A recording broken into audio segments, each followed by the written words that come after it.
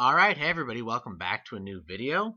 This will be a short one. I just wanted to talk about Wonder Woman 84. Of course, spoilers as always if you have not seen the movie, so let's get to it. So, this movie was delayed a couple times throughout this process. Eventually, they settled on the December 25th date, and then Warner Brothers said that any movie coming out in 2021, starting with Wonder Woman on this Christmas, will all come out on HBO Max as well as cinemas that are participating.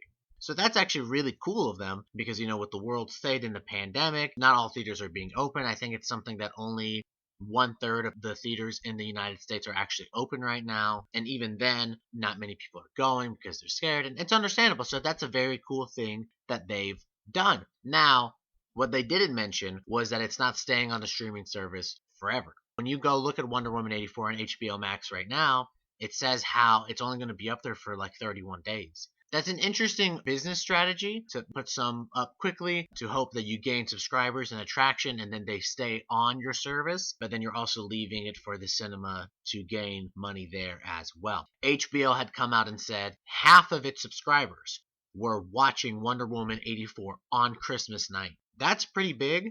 That's really crazy to think about that. I think they had previously said in early December that they had around 13 million subscribers to HBO Max. So the fact that 6.5 million all watched on Christmas night is kind of insane. They had also said that the watch time that they normally get by day was 3 times longer on Christmas night and the Christmas weekend. And those numbers held steady throughout the Christmas week and are still holding really strong. So that's really good news for not only this movie, but potentially the movie industry, because maybe they can start marketing certain things in certain ways and things can change and move on.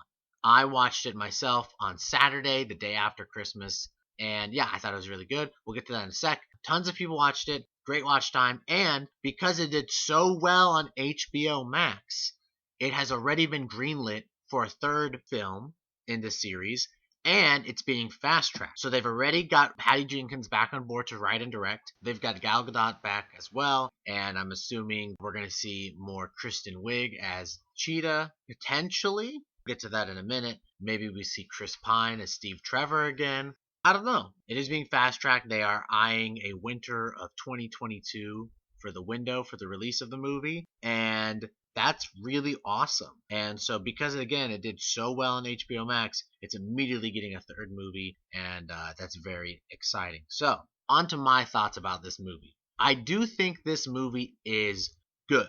Now, some people like to start comparing it to the previous movie. I don't like when people do that. I think you need to take each movie for its own. So we're going to take it for its own, and then we'll move on from there. I think it's interesting to see Diana in this world. I think it's interesting to see how she goes about not being caught in any way. So how Steve Trevor comes back through the Dream Stone, pretty cool. It is a godly artifact similar to her whip or her armbands, but this one was made by an evil god. They mentioned the god of lies and deception. So, you wish for something and it grants you the wish, but what's the trade-off, right? So she wishes for Steve Trevor back. The payoff is that she loses her powers. Barbara, she wishes to be like Diana Prince and strong and beautiful and sexy and whatever, but then later she wishes to be an apex predator, and then we see her in her final cheetah form. I think that was very cool. I think the effect is very scary and really embodies that character. Now, here's the thing, though. So the final climactic fight of the movie is Wonder Woman fighting the cheetah. Now, while that fight is good, it wasn't long enough. It was just a couple minutes. Whereas, like in the first movie, she fought Ares for like a solid 10 minutes or so. And maybe they are the same length, but it just didn't feel long. It sort of felt anticlimactic in a way. Like, it was really good when Cheetah was ripping through her armor, and like that was really cool. And then she just kind of like swings around for a bit. They're kicking each other as they're swinging around, and then she puts Cheetah underwater, and then she electrocutes her with the lightning from the electrical wires. But like she didn't get electrocuted and she was underwater as well. She has some form of electric invulnerability, but like, I don't know. It looked weird and it felt weird. It felt like a cheap escape. And then she pulls her out of the water and eventually she decides to get rid of her wish. And so we see her go back to being Barbara. Now, some people on the internet were thinking that no, maybe she didn't go back to being Barbara. I feel like she did. I feel like that was pretty self-explanatory by the way you saw it in her face and everything. If we wanted to get more of Barbara, I don't know, you could just introduce another mythical artifact and somehow transform her into that, because in the DC Rebirth comic line, Cheetah is kind of like an ally of Wonder Woman. She's not like her main supervillain that we know of from all the previous comics. And it's a pretty interesting take to see her as an ally, but also like have her own motivations. So you could take that route with the character in a potential third movie, but I don't know. I feel like they sort of wrapped up everything with her story. It's interesting because like they put her as a villain, but they also put Maxwell Lord. I think he's fantastic. I think they nailed Maxwell Lord pretty damn well, and I thought that was really good. Now you could take this similar to the first movie where the villain was Ares, but it was also that German dude that she kills. Ares comes out and was like, "It wasn't him, it was me." And she's like, "What?" But in terms of like comparing the movies, I think Wonder Woman 84 is really solid, especially like the first hour or so when Steve is learning new things. I think the chase sequence in the desert is really good and maybe the best part of the movie. It looks cool and it feels cool and there's a lot of action and stunts there. I really did enjoy that. It's great seeing just Chris Pine back as Steve Trevor. I think he does a really good job in that role. And seeing him get in the plane the first time, the invisible jet and how they do that, I think that is very cool and I really like that. Even though the cheetah fight is short, I do prefer this over the fight with Ares. The fight with Ares was just like another big gray monster in a movie. I don't know what that trend is in Hollywood. Is it that they ran out of money so they can't CGI him properly and they couldn't do any physical effects? I don't really know, but like Wonder Woman 1 is such a great movie, especially that it's a war movie, which is why I think it's partially better than the sequel because it is a war movie and war movies are just very exciting and there's like espionage and whatnot going on. But that final fight is kind of lame. Like I feel like her final fight against the German dude who she murders is better than her final fight against Ares, where it's just like gray and dark and whatnot. And her fight with Cheetah is kind of gray and dark and whatnot, but at least it felt like, I don't know, it felt like a better fight to me for some reason. And then, she has her speech with Maxwell Lord. And again, I think they portrayed him perfectly. Now, what are they going to do for a sequel?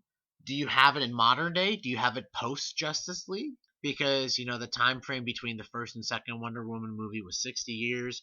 So if you want to do it post Justice League, you just got to bump it up by like 40 years. That could be interesting. I don't really know, though.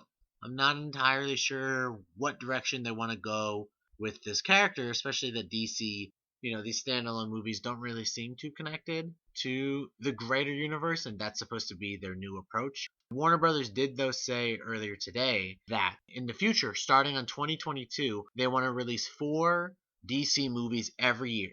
And that doesn't include the 2 upcoming DC movies on HBO Max. So they want to do 4 theatrical DC movies every year starting in 2022. I think that's a great idea. I mean, Marvel did 3 Marvel movies every year. It's a great way to build a cinematic universe. It keeps people excited, it keeps people intrigued. So, yeah, I thought Wonder Woman 84 was really good. Oh, I'm a little disappointed about the lightning with the whip. It was, like, it looked sweet in the trailer, and that was it. Like, she does it once, and you just don't see it again. Oh, she learns how to fly finally. So that's pretty cool. Because we always wondered if this version of Wonder Woman can fly. Because in the comics, she can fly most of the time. But sometimes she can't. And she just does some weird, like, long leaps. And so far, especially in Wonder Woman 1 and in Batman vs. Superman and Justice League, we don't see her fly. But then also, if she can fly in this movie, why didn't she fly in Justice League in that one scene where Barry, like, tipped the sword back to her? Which is, like, a very cool scene. Is it because she needs to fly like a plane? Like she can't hover like Superman. For her to fly, she has to gain her momentum, by using the whip and propelling forward. That'd be an interesting limitation for her character that she can fly, but she flies like a plane. She doesn't fly the way Superman flies. All just very fascinating stuff. The first 20 minutes or so, where she's on Themyscira as a kid, the whole like triathlon type thing you see, I think it's fantastic. I think they should really make a Themyscira movie. The Amazons are very fascinating characters, and that whole old-timey Greek and Roman god era is fantastic. So I'd really like to see more of that. So yeah, it's a good movie. I do think it is missing one thing though. I think it's missing the cinema experience. Now, I'm someone who's seen a lot of movies. I go to the movie theater all the time, or I did, right? And there's a whole there's this feeling that's kind of hard to explain when you go to a theater and, everyone's cheering at the same time. People, you have got your popcorn, you got your snacks, and the energy in the room is really a thing. So, it's very different watching a movie that way versus watching a movie home alone, for example. I think movies can be a lot better if you have a great audience and you have a great experience in the theater. So I think it is missing that.